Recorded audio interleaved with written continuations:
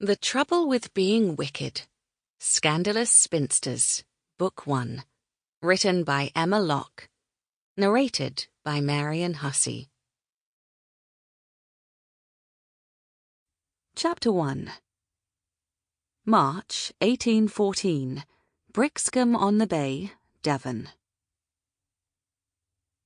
Celeste Gray could think of 3 reasons the dilapidated cottage reminded her of a man. It didn't meet her expectations. She couldn't anticipate spending the rest of her life with it.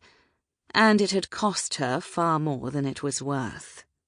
A wry smile tugged her lips, and, as with a man, despite the many ways it had disappointed her, she still felt giddy to see it. "Where shall I put your baggage, miss?" Tom, a wavy-haired footman she'd hired on in Exeter, cast a worried glance at the mouldering roof of her new home. As they'd pulled into the drive, she'd seen an alarming crack in the northern wall, too. He indicated her dusty carriage laden with hat boxes and trunks. "That is to say, I wonder if you mean to wait for the rest of the staff to arrive.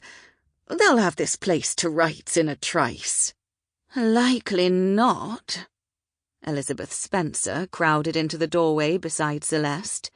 As usual, she was heedless of her pregnant belly, which bumped into Celeste's elbow hard enough to jostle her out onto the step. "The house needs to be opened properly," Elizabeth continued. "Aired and washed, or perhaps burned down. For goodness sakes, there are sparrows in the rafters."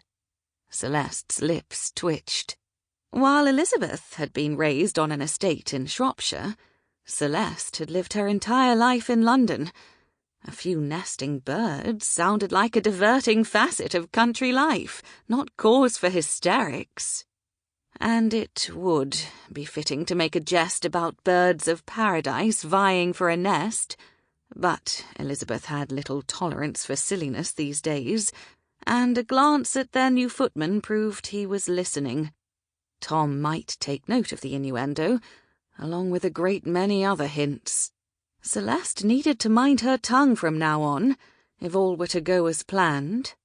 She settled for drawling. "I'm sure they're just as outraged by your presence as you are by theirs, Mrs. Inglewood." Elizabeth moved further into the doorway until she almost joined Celeste on the step. She'd always been the more striking of them, but her brown curls shone now, and the daring cut of her carriage dress enhanced the effects of pregnancy. Sample complete. Ready to continue?